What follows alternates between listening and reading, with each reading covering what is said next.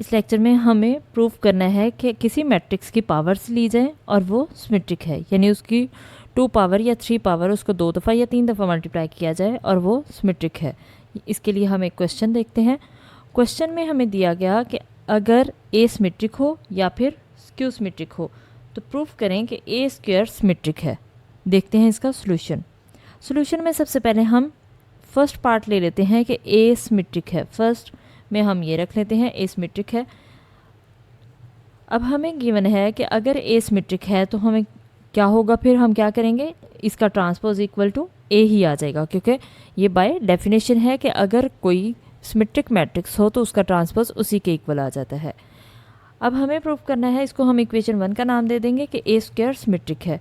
तो हम क्या करेंगे, ए स्क्वायर का ट्रांसपोज ले लेंगे, क्योंकि किसी को सिमेट्रिक प्रूव करना हो तो ट्रांसपोज लेते हैं। हमने ट्रांसपोज ले लिया, क्योंकि ए स्क्वायर था हम इसे 2 टाइम्स लिख सकते हैं। हमने ए डॉट ए यानी ए मल्टीप्लाई बाय ए लिख दिया।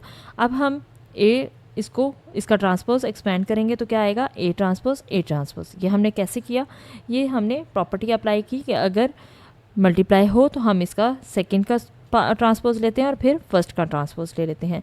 अब क्योंकि हमें गिवन था कि ए ट्रांसपोज सिमेट्रिक है तो इसलिए यहाँ पे इसकी ए ट्रांसपोज किसके इक्वल है, ए के। हमने यहाँ पे इसकी वैल्यू लगा दी, और ये वैल्यू हमने कहाँ से ली है, ये हमने इक्वेशन 1 को यूज़ किया है। तो ये किसके इक्वल आ जाएगा, A multiply by A square हो जाएगा। हमने ए स्क्वायर का ट्रांसपोज ले लिया और आंसर ए स्क्वायर के इक्वल ही आ गया, तो इसका मतलब है कि ए स्क्वायर सिमेट्रिक है। अब हम सेकेंड पार्ट सॉल्व करते हैं कि अगर हमारे पास ए स्क्यू सिमेट्रिक हो। सेकंड में हमें दिया गया था कि ए स्क्यू सिमेट्रिक हो तो इसको प्रूव करें कि ए स्क्वायर सिमेट्रिक है। तो हम देख लेते हैं इसको। अगर स्क्यू सिमेट्रिक होगा तो फिर क्या होगा, बाय डेफिनेशन ए ट्रांसपोज किसके इक्वल होगा, -a के इक्वल होगा। और हमें प्रूव करना है कि ए स्क्वायर सिमेट्रिक है, तो इसके लिए हम क्या करेंगे, इसका ट्रांसपोज ले लेंगे। ए स्क्वायर है तो इसका मतलब 2 टाइम्स हम इसको लिख लेते हैं, और 2 टाइम्स लिखने के बाद हम इसका ट्रांसपोज ले लेंगे, तो दोनों का ट्रांसपोज आ जाएगा। अब यहाँ से देखें कि हमारे पास इक्वेशन 2 में दिया गया कि ए ट्रांसपोज की वैल्यू क्या है, -a। हम इसकी जगह इसकी वैल्यू लगा देंगे -a, इसकी जगह भी इसकी वैल्यू लगा देंगे -a। और ये -a ये हमने किसको यूज़ किया, इक्वेशन 2 को। -a से -a मल्टीप्लाई होगा तो क्या आ जाएगा, ए स्क्वायर। और माइनस माइनस प्लस होता है, प्लस ना भी लगाएं तो फ़र्क नहीं पड़ता। हमने ए स्क्वायर का ट्रांसपोज लिया और ये उसी के इक्वल आ गया, ए स्क्वायर के इक्वल ही आ गया, तो इसका मतलब ए स्क्वायर क्या है, ये सिमेट्रिक है। ये हमने प्रूव कर दिया कि ए स्क्वायर सिमेट्रिक है। अब हम देखते हैं कुछ एप्लीकेशंस हार्मिशन मैट्रिक्स की। तो इसके लिए हमें क्वेश्चन दिया गया है कि अगर हमारे पास ए एक मैट्रिक्स दिया गया है और फाइंड कर दें कि ए बार का ट्रांसपोज लें और उसको ए से मल्टीप्लाई करें, ये हमने फाइंड करनी है इसकी वैल्यू। इसका सोल्यूशन देखते हैं। सोल्यूशन में हमें ए दिया गया है, हम इसको लिखेंगे। उसके बाद हम इसका, क्योंकि यहाँ पे कॉन्जुगेट था तो हम इसका कॉन्जुगेट ले लेते हैं। पहले हमने इसका कॉन्जुगेट लिया, अयोटा वाली वैल्यूज़ के साइन चेंज हो जाएंगे, यानी ये प्लस है तो माइनस हो गया, ये भी प्लस था तो ये क्या हो जाएगा, माइनस हो जाएगा। हम इसका बार लेने के बाद इसका ट्रांसपोज ले लेंगे। अब ट्रांसपोज में क्या होता है कि ये एक कॉलम था तो ये क्या बन जाएगी, एक रो बन जाएगी। हमने इसका ट्रांसपोज ले लिया।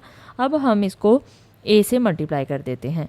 हमने इसको ए से मल्टीप्लाई किया तो पहले ए लिख दिया, ए की वैल्यू लिखी और फिर ए ट्रांसपोज की। हम इसको मल्टीप्लाई करेंगे। हम फर्स्ट रो फर्स्ट कॉलम, ये हमारे पास फर्स्ट रो में ए की 1 है और फर्स्ट कॉलम में भी हमारे पास क्या है, 1, तो हम इसको 1 आ जाएगा, 1 से 1 मल्टीप्लाई करेंगे तो 1 आ जाएगा। अब 1 को सेकंड रो हमारे पास कौन सी आ रही है, second column, first row second column, यानी ये 1 इन तीनों वैल्यूज से मल्टीप्लाई होगा। तो हमने तीनों वैल्यूज से मल्टीप्लाई किया, 1 माइनस ओयोटा और माइनस ओयोटा। अब फर्स्ट रो को हमने मल्टीप्लाई कर लिया है, अब हम सेकेंड रो को मल्टीप्लाई करेंगे हर वैल्यू से, यानी हमारे पास ये सेकेंड रो है, ये वैल्यू हर वैल्यू से मल्टीप्लाई हो जाएगी, इससे भी और इससे भी। तो हमने सबसे मल्टीप्लाई करके लिख दी यहाँ पे। इसी तरह से ये थर्ड वैल्यू भी इन तीनों से मल्टीप्लाई हो जाएगी। ये थर्ड रो है, थर्ड रो पहले फर्स्ट कॉलम से, फिर सेकंड से, फिर थर्ड से। अब हम इस पर फॉर्मूला अप्लाई कर देते हैं। फॉर्मूला क्या होगा, इस बाकी वैल्यूज़ उसी तरह से आएंगी। इस पे फॉर्मूला अप्लाई होगा कौन सा, a minus B A plus B किसके इक्वल होता है, A square minus B square. यहाँ पे इसका स्क्वायर भी लगा लेंगे तो फ़र्क नहीं पड़ता, ना भी लगाएं फिर भी कोई फ़र्क नहीं पड़ता। और यहाँ पे इसको ब्रैकेट एक्सपेंड करेंगे, माइनस ओयोटा अंदर मल्टीप्लाई हो जाएगा, यहाँ भी ओयोटा अंदर मल्टीप्लाई हो जाएगा। हम इसको मल्टीप्लाई करने के बाद ओयोटा स्क्वायर हमारे पास होता है -1, हम इसकी वैल्यू लिख देंगे। यहाँ पे ओयोटा स्क्वायर था, ओयोटा स्क्वायर की वैल्यू आ गई -1, तो हमने इसकी जगह इसकी वैल्यू लगा दी। और क्योंकि यहाँ पे भी माइनस आ रहा था तो इसलिए ये माइनस माइनस क्या हो जाएगा, प्लस हो जाएगा। इसी तरह इसकी वैल्यू भी आयोटा स्क्वायर की -1 थी तो ये माइनस माइनस +1 हो जाएगा। जहाँ जहाँ आयोटा स्क्वायर है इसकी वैल्यू लगा देंगे। इसको मज़ीद सॉल्व कर लेते हैं। क्या आ जाएगा यहाँ पे 1 + 1 कितना हो गया, 2 हो जाएगा और बाकी वैल्यूज़ उसी तरह से आ जाएंगी। तो ये हमने ए बार यानी ए कॉन्जुगेट के ट्रांसपोज की वैल्यू फाइंड कर दी।